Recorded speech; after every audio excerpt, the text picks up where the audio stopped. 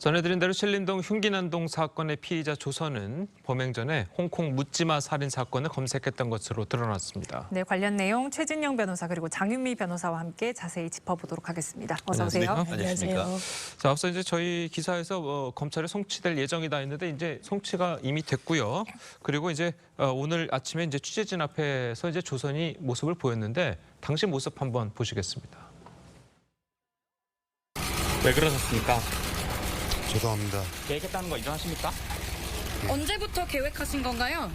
홍콩 묻지마 살인 검색하신 거 맞나요? 왜 검색하셨습니까? 범행에 참고하려고 하신 거 맞습니까? 자, 이 홍콩에서 발생한 묻지마 살인 사건을 검색했다. 그렇다면 이제 모방 범죄로 봐야 되는 겁니까?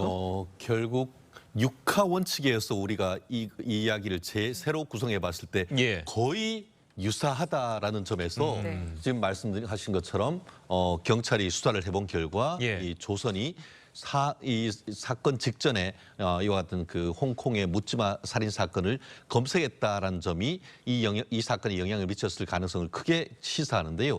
실제 보면은 피의자가 조선 같은 경우에도 30대 남성이었듯이 홍콩의 이 사건을 범행했던 사람도 30대 남성이었습니다. 그리고 피해자 같은 경우에도 우리나라 같은 경우에도 20대 남성이었던 반면 저기 그 홍콩에서도 20대 다만 거기는 여성 2명이 그 사망을 했던 것이죠. 예. 남성 여성 외에는 동일합니다. 그리고 장소도 홍콩 같은 경우에는 사람들이 개방된 쇼핑몰이었고 다만 우리 신림동 살인 사건 같은 경우에도 사람들이 많은 상가 지역이 있다는 그렇죠. 그런 점도 동일한 겁니다. 그리고 동일한 측면에서 봤을 때도 어떤 뭐 치정이나 원한에 의한 특정인이 아니고 불특정 다수인에 대한 네. 범죄라는 점에서도 거의 비슷한데요.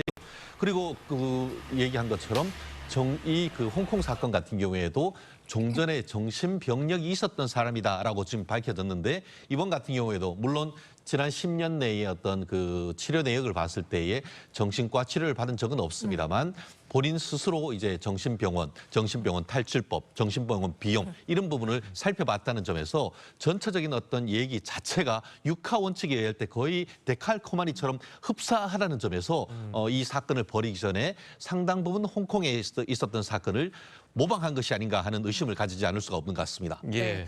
말씀하신 대로 정신병원 관련 내용도 검색을 해봤는데 그러면 본인이 검거됐을 그 이후 상황까지 다 계획을 해서 범행을 네. 했을 가능성 어떻게 보세요? 열려 있다고 봐야 되겠죠. 왜냐하면 지금 짚어주신 대로 정신병원 관련한 여러 가지 키워드를 검색을 네. 했습니다. 정신병원 강제 입원, 뭐 입원 비용, 네. 탈출. 이 말은 본인이 범행을 상당히 계획했다는 지금 정황들이 속속 나오고 있거든요. 잡히기 전에 범행에 이르기 전에 뭐 컴퓨터를 좀 파손했던 그런 흔적도 있고요.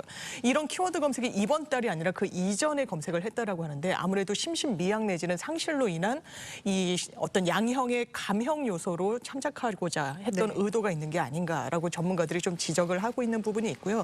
실제로 조선 같은 경우에는 경찰 조사에서 본인이 우울증을 앓고 있다라고 이야기하기도 했습니다. 경찰이 당연히 실제로 그렇다면 이게 양형의 요소일 수도 있고 하나의 근거일 수도 있으니까 이걸 살펴봤습니다. 의료 기록을 다 조회를 해봤는데 처방받은 적 없었고요. 입원하거나 치료받은 전력은 없었던 것으로 드러나서 이 부분도 뭔가 이 범행에 이른 경위 등에 있어서 본인에게 유리한 정상을 만들고자 함이 아닌지 열어놓고 수사하고 있습니다. 네. 예.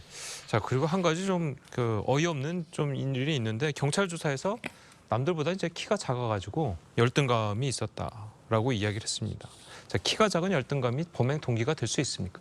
만약에 그 얘기가 있다, 그 인과관계가 있다고 하면 세계의 모든 그 키가 작은 사람들이 잠재적 살인자라고 얘기할 그렇죠. 수밖에 없는 거 네. 아니겠습니까? 그렇기 때문에 그런 부분을 얘기했다고 해서 그와 같은 열등감이 살인죄로 이어졌다라고 단정하기는 어려울 것 같습니다. 예. 오히려 전 같은 경우에는 뭐라고 얘기를 했냐면은 할머니 댁에 갔더니만 할머니가 너 왜 그렇게 사느냐라고 질책을 하니까 그에 격분해서 이제 나온 다음에 그 흉기를 구입하고 이와 같은 일을 저질렀다라고 얘기를 하고 있는데요.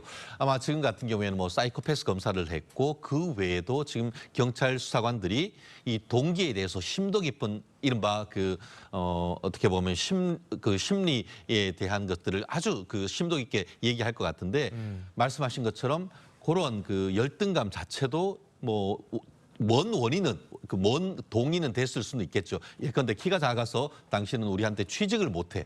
이런 식으로 해서 사회 활동에 상당 부분 어떤 지장이 있었던 원인이 됐다. 이렇게 된다고 하면은 그것으로 인해서 열등감의 한 가지 원인이 됐겠지만 아무리 그렇다 하더라도 키가 작아서 어떤 그 살인을 저질렀다는 것은 말이 되지가 않습니다. 그렇죠. 그렇기 때문에 이 부분에 있어서는 구체적 물증이나 이런 것을 통해서 이 심리적인 그 어떤 그 원인들을 하나하나 찾아가는 노력이 필요할 것 같은데요.